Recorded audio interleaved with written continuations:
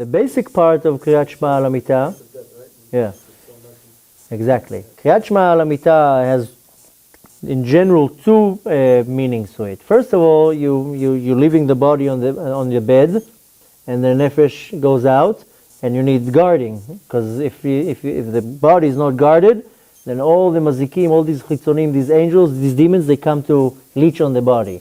So you have to put a guard around your body. This is the first thing. But in a more of a spiritual level, Kriat Shma Al Hamita is a tikun. So it comes to fix something that a person did. Arizal says that Kriat Shma Al Hamita is the highest level where a person can kill all these angels and the klipot that he created by his sins. When you do tshuva, you stop from creating more angels. And when you do in a higher level of tshuva and you change your path, you start killing them. But Arizal says that Dafka and Kriat Shma Al Hamita, that's the time when you really kill all these angels that you created with sins. That's the time. It's mamash tikun. 1200. Yeah. And the thing is that if you chas v'shalom, you miss Kriat Shma Al Hamita, you fell asleep, you say it in the morning. It's a mamash tikun. It's not. It's. Yeah, but even though it kills 1,000, when a person does the it's much more. Right? Yeah. Millions. So you can still do. I'm just saying 1,000 seems so small next to it. It's not so bad. You're looking at, I'm not so good in math, but you're looking at like what, 50,000 a month. That's not bad. Right, yeah. Hmm? There are millions, right? I can't hear you. There's a nefesh there? The nation of the sea? No, there's not well, there's a potential. What are we destroying? I mean, not we, but men's waste. The thing is that in each piece of the seed, they say that in each drop there's like hundreds of thousands. So, in each part can be millions.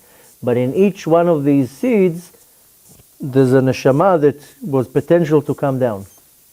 So, a nefesh. So a person does that, he kills all these neshamot. Only one comes down. But the bottom line is that only one does come down. In the real act, one comes down, the rest go back up. And when the act is done in a sin, they all stay down. They all get cut. Because each one had a potential. Huh? Because each one had a potential. Yeah. Right? This is, a lot of people, it's hard for them to understand the severity of the sin. But the thing is that this is the only mitzvah that Hashem tells you, I'm making you a God. Lehavdil. I'm making you a partner. I'm giving you the power to create life. I'm making you a partner. When husband and wife are together, they have a godly power. They bring Hashem in with them, and they make a creation. This is the only mitzvah that Hashem tells you, I'm giving you godly powers to create something from nothing. Now, when a person goes and destroys it and goes and I don't know what's the word in English, but mashchit et zeh, it's like, what are you doing? Lehavdil elef avdalot, it's like a father just bought the brand new Mercedes, $150,000, he gives his son the keys, and he goes and wrecks it. What? I just got it. This is lehavdil elef avdalot. But Hashem tells you, I gave you now the secrets of the secrets, the power of a God. You go and you throw it at the wall? That's why the sin is so severe. Now, in regards to the consequences, dafka in this particular sin, because there's so many, it creates so many malachim. This is the sin that creates the most malachim in one shot. Any other varot, you do one, you create one malach. Some malach can be big. Another one that creates so many malachim is lashon hara, because in one sentence, wow. Every letter you create thousands of them. So a person talks all day long, how many he creates. So the certain averot that the power is very strong. Same thing with Shabbat. A person can do 1,000 chilul Shabbat in the same 24 hours. Now, and according to halacha, it depends. Sometimes you get judged for each avera. Sometimes it's all together. One chilul Shabbat. We're not going to get into the concept according to halacha about it. But in fact, a person now doesn't keep Shabbat. He can do technically only 39 averot, right? But in fact, each one of the 39 he can do 100 times. So what, he has like 3,900 averot? So Shabbat can also chas v'shalom be the same power. As what you said with regarding Zera Levatala and Kriat Shma Al Hamita, but Tikunei Arizal says, first of all, a man has to fast 84 times for each time he did it. Now, person grew up not religious, you can't even count when I'm going to fast my whole life. I have to fast. I'm not never going to eat. So the Chachmei Musar, they said no.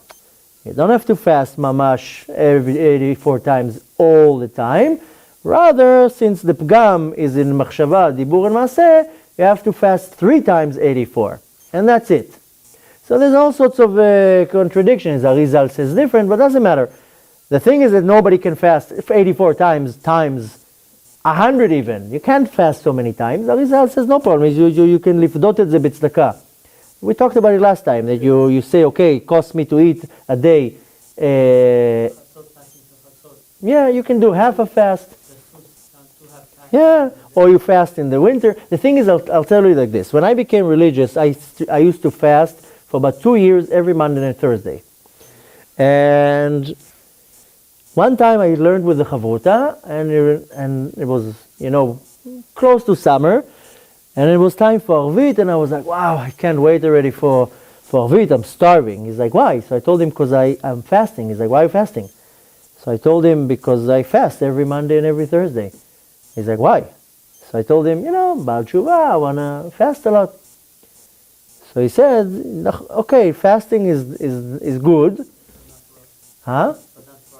But he told me at the time, he's like, the Lubavitcher Rebbe said that if one of these days that you fast, you're not going to learn 100% because you're hungry, your limud is not 100% good because you're hungry, don't fast. Better to sit all day long in the yeshiva, that your mind is clear and you're learning 100%, it's 100 times more powerful than you fasting. So at that point I was like, okay, I'm going to stop fasting. The thing is, in our generation, we're not built for fasting. Our bodies are weak. It's much better to study Torah 100% with all your powers than to fast the whole day. Your effect is 10 times better. Now, in regards to the tikkun of this specific avera, the Arizal says, yes, you say Kriat Shma Al Hamita every day of your life. So if you merit to live another 50 years, you're talking about your couple hundreds of thousands, if not millions. The other way of doing it, you can lifdot to redeem a lot of the fast b'tzedakah. But the highest level to get rid of all this is if you make another person, a man or a woman, stop that, then you have an army of what you achieved. And when I'm saying a man and a woman, because a woman also has a responsibility here. It's not a woman cannot just say, I'm not, it has nothing to do with me. If a woman chas v'shalom walks in the street in a very not modest way, and a man or 100 men look at her and they go and do the avera, the woman has much more to carry than the man. But if I now became religious when I was 28 years old, I can't even think how many times. So I do tshuva and I do Kriat Shma Al Hamita every night, and I do this and I do this and do this. But if I go now and stop a man and I educate a man not to do this avera anymore, now I have him working for me too. This is like a multi-level marketing. So if I made 5 men aware and know that they can't do this avera, and they start saying Kriat Shma Al Hamita, and they do this, and they do tshuva, then I already have the power of more people. And that's not only in Zera Levatala, in everything. Same thing with Shabbat, same thing with any avera. Because you don't know, essentially we don't know, we can't count all our averot. How many times, in my past I probably did Chilul Hashem. Chilul Hashem, it's Chilul Hashem, it's one of the worst averot one can do. So I don't know I don't know how many times I did Chilul Hashem. How many times can I do tshuva for one thing that I don't even know how many times I did? So if I know that I did many times Chilul Hashem, then I have to do 10 times more Kiddush Hashem. So it's same thing with everything. Every little mitzvah, what you affect other people, or what you add pi kama vekama, much more than that, then that's the way to reverse it. But given to what you went through, and the No. I came back into this body. They kind of told me, okay, we're giving you an opportunity now. So if I had 15 years that I didn't keep Shabbat, calculate how many Shabbatot is that, probably a couple thousands. Then the fact that I first keep Shabbat, that's the first stage. But I created this hole, I dug a hole. So the way to cover the hole back is to, do so many other things. And one of the things is getting another person to do, and that kind of covers it up. But that's why, we know, for example, with the Avera of anger, Kaas, people don't really give value to that, but the Avera of Kaas is very severe. And the reason why Avodah Kaas is anger. Besides that, Chazal says it's like Avodah Zarah because you're saying, what am I getting upset from? It came from Hashem. Why can I even get upset? But the thing is that Kaas, the damage one makes with Kaas, it's almost impossible to reverse. So every Avera that we make, imagine like you take now a piece of wood and you bang a nail. You can take the nail out, but you still have the hole. So the Kaas, anger, is one of the Averot that you pull out the nail, the hole is still there. So for Kaas, it's the opposite. Everything you do the opposite, you kind of reverse it. But some Averot, the hole that is created is very hard to close. But the best way to close the hole that you created is to make other people not do it. And to educate other people. So if you're talking about the Avera of Ashchatat Hazera, then you have to go educate other people. Now what about Tikun Haklali? That helps a lot. Compared to Kriat Shma? You mean what is better than the other? I don't know. No, he's talking about Tikkun Abrit. What is more powerful? I do both. I don't know which one is powerful. I'm not taking chances. No, yeah. The thing is that the Pgam, You do both every day? Kriat Shma I do every day, that's not even a question. And Tikun Haklali, yeah, I read every day. It's not a long time. It takes 8-9 minutes. It's nothing. What about Soma Torah? Pitum, you do that too. Everything you can do, you do. The thing is that when you do Avera, you don't know the severity of the Pgam, of the blemish. So one can say, oh, I'll just do Kriat Shma. No, you don't know the severity of the blemish. Why not read another 10 minutes, do Tikun Haklali? What it fixes in the neshama, the thing is that you don't know where the Pgam is. So, Arizal says, you do Kriat Shma Al Hamita, great, you don't know where it polished, which part of the neshama it polished. So come Rabbi Nachman and he says, no, do Tikun Haklali. You listen to the tzaddik. The tzaddik tells you, do Tikun Haklali, you do it. You don't ask questions. So I can tell you already, Tikun Haklali is extremely powerful. And Perek Shira is also very powerful for Zer Levatala.